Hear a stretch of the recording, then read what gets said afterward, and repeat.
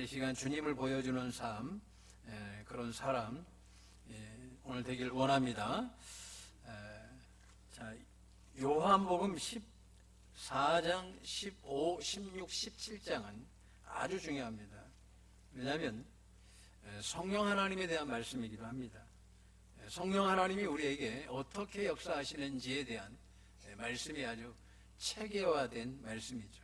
그래서 이걸 많이 이렇게 보셔야 됩니다. 저도 이번 주 한 주간 요한복음만 한 서너 번 묵상한 것 같아요. 21장으로 되어 있고 오늘 14장도 한 10번 이상 묵상한 것 같아요. 오늘 설교를 준비를 다 해왔는데 아침에 일부 예배 때 좀 설교를 바꿔라 하는 감동 주셔서 급하게 지금 또 다시 한번 정리하고 나옵니다. 여러분 이제 1절부터 좀 봐야 될 줄 믿습니다. 예수님께서 14장을 기록한 이유가 있어요. 뭐냐면 너희 마음에 근심하지 말라. 이 근심하다라는 말은 타라소, 헬라어로, 원래 이게 헬라어 번역을 하는 거죠. 라틴어로 번역하고 영어로, 독어로 이렇게 쭉 번역하는데 여기에 이제 원래 기록된 성경은 개역 한글로 기록한 게 아니라 헬라어로 기록해 놓은 거예요. 여기에 타라소라는 말은 이런 말이에요. 함께 뒤흔들다, 선동하다, 어지럽히다, 또 불안하게 하다. 근데 이걸 이 용어를 쓴 것을 보게 되면 시편의 46편 6절을 보게 되면 이 근심하다라는 말은 왕국이 흔들리더라 이런 이야기예요. 그리고 땅이 녹을 정도의 근심을 말하고 있어요. 여러분 우리가 살면 근심 안 하고 사는 사람이 없어요. 목사도 믿음 좋은 것처럼 서 있지만 실상은 늘 근심이에요. 성도님들이 아프면 내가 뭐 잘못했나 이런 근심도 있고, 기도를 죽으라고 하는데도 기도가 부족한가, 말씀을 끊임없이 봐도 성경 보는 게 부족한가, 하루 삶이 늘 말씀 기도 정말 많이 하고 살죠. 운전을 해도 말씀 틀어놓고 다니기도 하고 방언 기도하고 수없이 기도해도 근심이 떠나지 않더라 이거예요. 근데 오늘 성경은 14장에서 근심이 떠나는 일체의 길을 여러분에게 알려주고 계십니다. 신방 가면 다 근심거려, 그죠? 뭐 전부 다 근심 나는 없어요 하는 표정 갖고 있는데 보니까 뭐 태산인 것 같은데, 우리가 이런 근심 속에서 사는 거예요. 우리가 애대로 근심이 있어요. 애들도 오늘 이 장난감을 사줄까 안 사줄까 그걸로 근심하더라고. 근데 이제 내가 하나 사줄까 그러면 좋아가지고 근심이 풀렸으니까. 근데 또 그 다음 주 오면 또 근심이 생겨. 왜? 새로운 장난감을 갖고 싶거든. 커서는 성적 때문에 근심한다고 오르나. 입시철이잖아요. 그러면 대학 때문에 근심해. 그리고 이제 좀 크면 직장 때문에 근심이고, 이제 결혼 때문에 근심이고, 그죠? 근심의 연속이에요. 근데 우리가 근심을 얼만큼 하고 사느냐, 성경에 보니까 마치 지축이 흔들리듯이 우리 인생이 근심하고 살더라. 그러니까 예수님께서 하시는 말씀이 이 땅은 근심천지다. 그래서 내가 근심하지 않을 곳을 예비해 두었는데 그게 어디예요? 천국이다. 할렐루야. 그래서 천국을 우리에게 허락해 주셨어요. 근데 그 천국은 누가 가느냐? 정확한 길이 누구인지, 무엇이 진리인지, 무엇이 생명인지를 아는 자, 다른 이로서는 구원받을 수 없고 오직 나로 간다라고 지금 14장에 기록하고 있어요. 할렐루야. 너희는 그냥 내 믿으면 다 알게 돼 있어, 이런 이야기죠. 3절에 내가 너희에게 천국을 예비해 두었어, 지금 이야기입니다. 너희를 내게로 영접하여 나 있는 곳에 너희도 있게 하려고. 그래서 주님은 지금도 우리의 정말 영원한 천국에 살 집을 예비해 두기 위해서 열심히 지금도 쉬지 않고 계시다는 사실을 잊어서는 안 되는 거예요. 그래서 오늘 예수님께 그래서 뭐라고 합니까? 내가 곧 길이다. 참된 길이다. 나만이 진리다. 내가 생명이다. 라고 말씀합니다. 이건 누가 이야기할 수 있어요? 이건 하나님만 할 수 있는 이야기. 인간이 할 수 있는 이야기 아니에요. 왜냐하면 인간은 변하기 때문에. 자, 그런데요. 지금 여러분에게 오늘 근심을 해결하는 일체의 길을 지금 이야기하고 있는 거예요. 여러분 근심이 오늘 싹 씻어지길 주님의 이름으로 축원합니다. 그래서 여러분들에게 오늘 주님이 길 되시고 진리 되시고 생명 되신 주님이 이제 근심하고 살지 마라. 오늘 이걸 잘 깨달으면 너희 살다 보면 근심하지 않을 수는 없으나 그러나 너희 마음이 흔들리고 아프고 정말 녹는 것 같을 때 다시 회복되는 역사를 내가 열어줄 거야 라는 거예요. 이게 14장에 주신 메시지예요. 그러면서 지금 이제 너희가 아버지께로 이 길과 진리와 생명 되신 예수님 때문에 아버지께로 가게 되는 거야. 근심이 없는 것으로. 이 땅은 좀 힘들어. 그런데 이 땅에서도 근심을 다 이기면서 살 수 있다. 그러니까 근심이 없는 결정적인 이유가 누구예요? 하나님이 우리에게 보여주셔서.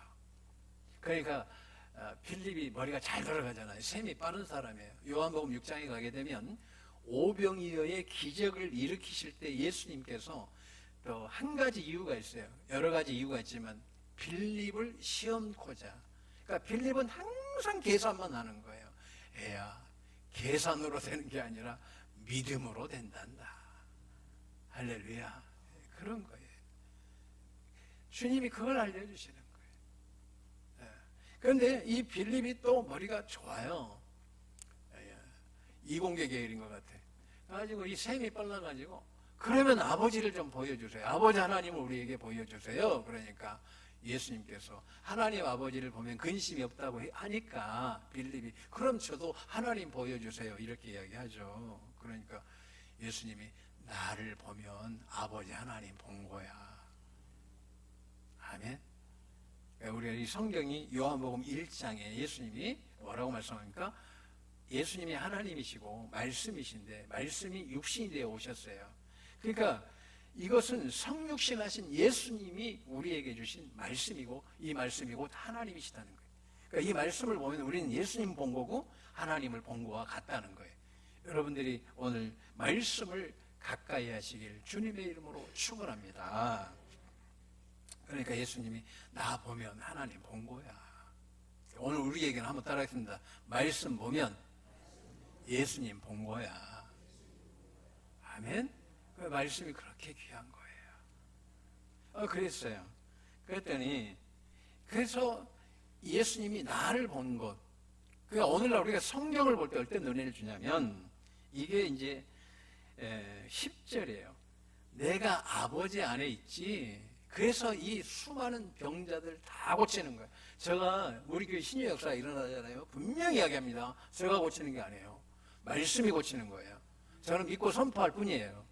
할렐루야. 제가 절대 고치는 거 아니에요. 분명히 이야기합니다. 말씀이 고치는 거예요. 저는 믿고 선언할 뿐이에요. 성령님께서 감동 감아주시면 믿고 선언할 뿐이에요. 자, 그런데 여기에서 지금 10절에 임마누엘의 은혜인 거죠. 이게 신학적으로 이야기하면 내가 아버지 안에, 예수님이 내가 아버지 안에 있어. 그리고 너희가 또 하나님이 내 안에 계셔, 아버지가. 그리고 너희가 내 안에 있어. 결국은 우리가 이 말씀이 가까이 하면 내가 누구 안에 있는 거예요? 말씀 가까이 할 때 예수님 안에 있는 것이고 결국은 하나님 안에 있는 거예요. 왜 지금 이 말씀 하시는 거예요? 그러니까 하나님 아버지가 내 안에 계시는 거예요. 그러니까 우리가 말씀을 가까이 한다는 것은 내가 예수님 안에 있는 것이고 궁극적으로 내가 아버지 하나님 안에 있는 것을 네가 믿어라. 그러니까 여러분 성경 볼 때 한번 따라했습니다. 성경 보면서 이 시간 나는 예수님 안에 있습니다. 하나님 안에 있습니다. 아멘? 이처럼 귀한 은혜가 어디 있어요? 지금 이걸 말씀하는 거예요. 너희 근심 말씀으로 고치는 거야, 이 이야기예요. 할렐루야. 근심은 말씀을 읽으면 사라지는 거예요. 저도 성경 보면서 묘한 현상이 있어요. 막 근심들이 말씀을 계속 묵상하다 보면 어느 순간에 싹 말씀이 밀어내는 거예요. 근심이. 그리고 평강이 오고 은혜가 오는 거예요. 여러분, 오늘 말씀은 여러분의 근심을 밀어냅니다. 은혜를 회복시킵니다. 축복을 임하게 하십니다. 여러분들 오늘 축복 다른 데서 오는 게 아니에요. 말씀에서 해요. 말씀에서. 말씀을 통해서 여러분의 축복이 다 회복되길 주님의 이름으로 축원합니다. 그러면서 말씀 안에서 너가 기도해라. 그러면 나보다 더 큰 일을 너희가 보게 될 것이다. 할렐루야. 베드로도 예수님처럼 수많은 기적을 일으키잖아요. 우리 옛날 선배들은요, 정말 수많은 병자 일으키는 것은요, 기록할 수도 없어요. 얼마나 많은지. 자신들이 능력이 있어서 했겠어요? 말씀 가까이 하고 기도할 때에 말씀이 일으킨 거예요. 말씀이. 할렐루야. 13절에 자, 기도는 누구의 이름으로? 예수 그리스도의 이름으로. 말씀을 가까이 하면서 예수 그리스도의 이름으로 기도하면 근심이 사라진다라는 거예요.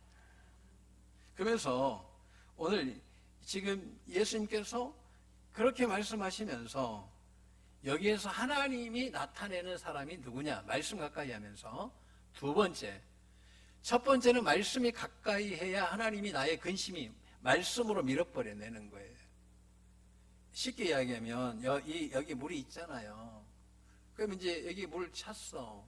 근데 이 물 내가 마셔. 그러면 이제 공기가 근심이다면 말씀이 채워지면 공기가 빠지듯이 우리 근심이 사라지더라 이 이야기예요. 첫 번째가. 할렐루야. 두 번째, 그러면 근심은 언제 사라지느냐? 따라하겠습니다. 사랑할 때. 사랑할 때. 이게 15절부터예요. 너희가 나를 사랑하면 나의 계명을 지키리라. 계명이 예수님께서 이제 우리가 십계명을 통해서 주시죠. 근데 예수님이 핵심 마태복음 22장 37절로 40절 진짜 계명이 뭐냐? 이제 최종 계명이 뭐냐? 하나님을 마음과 목숨과 뜻을 다하여 사랑하는 것이 첫째 계명이고 내 이웃을 내 몸과 같이 사랑하는 것이 두 번째 계명이에요. 그러니까 여러분들이 사랑하면 근심이 없어져요. 신기하죠? 미워하잖아요? 근심이 오는 거예요. 할렐루야. 여러분들이 사랑하고 살잖아요. 근심거리 많은 사람은 옆 사람 한번 봐보세요. 사랑 좀 하며 삽시다. 아멘. 근심은 그냥 알아서 떠나는 거예요. 그러니까 여러분들이 하나님 사랑하고 이웃을 사랑하잖아요. 그러면 성령님께서 근심을 싹 밀어주시는 거예요. 이 근심은 우리의 영역이 아니에요. 분명히 지금 1절에서부터 이 근심을 없애는 것은 하나님의 영역인 거예요. 근데 우리는 내가 노력해가지고 어떤 인간적인 노력으로 이 근심을 없애려고 하는데 실상은 되지 않더라는 거예요. 그래서 이 근심은 말씀으로 밀어내는 것이고 말씀으로 쫓아내는 거죠. 그리고 우리 안에 사랑을 통하여 이 근심이 떠나가게 되더라 이 이야기예요. 여러분들이 사랑함으로 근심이 떠나가길 주님의 이름으로 축원합니다. 그러면 이제 세 번째, 첫 번째는 말씀으로, 두 번째는 뭐예요? 사랑으로, 세 번째는 따라하겠습니다. 성령님으로. 성령님으로. 제가 이제 기도할 때 이제 성령님께서 이제 이렇게 말씀을 늘 조명해 주셔요. 저는 이게 뭐 남의 이야기 가지고 와서 하는 설교가 아니에요. 내가 한 주간 해보고 매일 해보고 지금 전하는 거예요. 이게 1년 쌓이고 2년 쌓이고 10년, 20년 쌓여서 해보고 이게 정말 되는구나 하는 말씀 중심으로 전하는 거예요. 이게 추상적으로 이야기하는 게 뭐 되지도 않는 것 된다라고 하는 이야기가 아니라 된 이야기를 하는 거예요. 된 이야기를. 그래서 이번에도 제가 우리 교회 기도 제목이 있어요. 여러분들 막 보면 빨리빨리 봉하고 싶지만 이게 다 순서가 있는 거니까 걱정하지 마시고, 내가 성령님께 여쭤봤어요. 성령님 어떻게 합니까? 기도했더니 너 하나님 앞에 받은 언약 있잖아. 하나님은 언약의 하나님이시니까 언약 앞에서는 꼼짝 못한다. 그래서 언약을 밀어라 하는 거예요. 그래서 하나님 아버지께 기도를 딱 하는 거죠. 하나님 아버지, 우리 교회에게 주신 말씀 마태복음 16장 18절 이루어 주옵소서. 또 내가 내게 이르노니, 그죠? 너는 베드로라. 내가 이 반석 위에 내 교회를 세우리니 음부의 권세가 이기지 못하리라. 여러분 주보 보시고 하나님 말씀 기록되어 있잖아요. 우리 교회를 주신 말씀 이걸 선포하시고 기도해 주시길 주님의 이름으로 축원합니다. 1분이라도 말씀으로 하나님 이 언약 이루어 주세요라고 기도해 주시면 이게 더 힘이 있는 기도예요. 아무 생각 없이 앉아있는 그 기도는 기도가 아니라 말씀에 의지해서 그물을 내리셔야 돼요. 여러분 몸이 아프십니까? 방사는 째듯이 말씀으로 계속 째야 된다니까요. 그가 찔림은 우리의 허물 때문이요 그가 상함은 우리의 죄악 때문이라. 그가 징계를 받음으로 우리가 평화를 누리고 그가 채찍에 맞음으로 우리는 나음을 받았노니. 그래서 하나님 이사야서 53장 5절이 이루어질 줄로 믿습니다. 계속 얘가 머리가 안 뚫리면 기도하세요. 저는 영제 소리도 듣고 컸습니다. 근데 부모가 신앙생활 똑바로 안 하니까 하나님이 그 지혜 걷어버리더라고요. 그러더라고요. 그렇게 하나님이 역사하시는 거예요.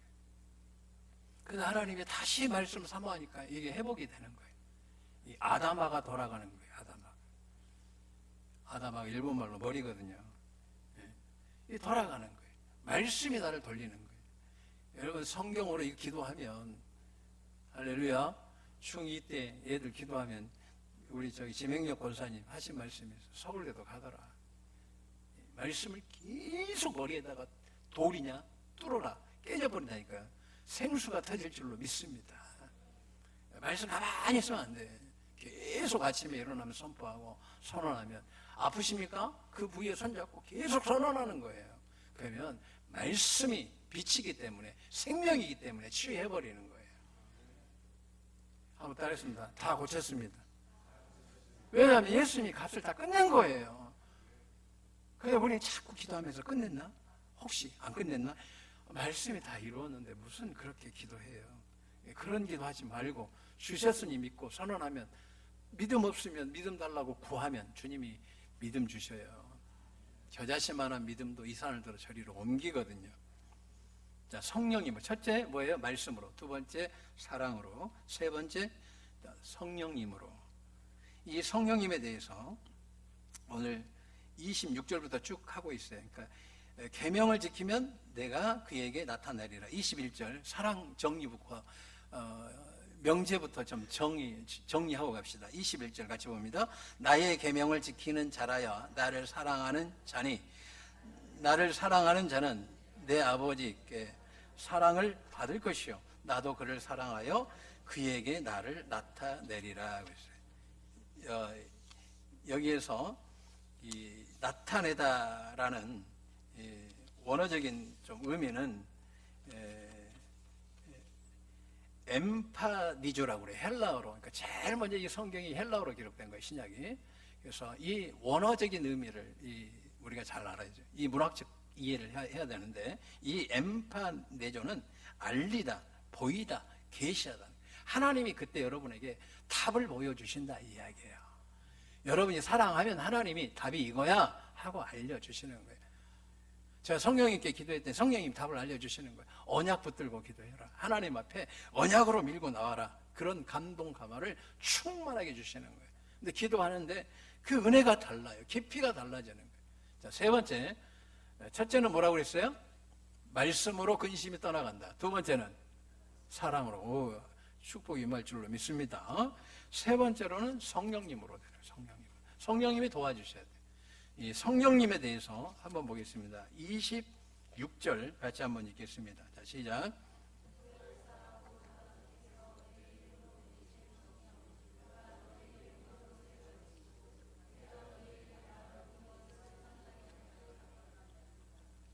보혜사라는 말을 함부로 쓰는데 사람이 쓸 게 아니라 보혜사는 성령님이시고 그렇게 이야기하죠.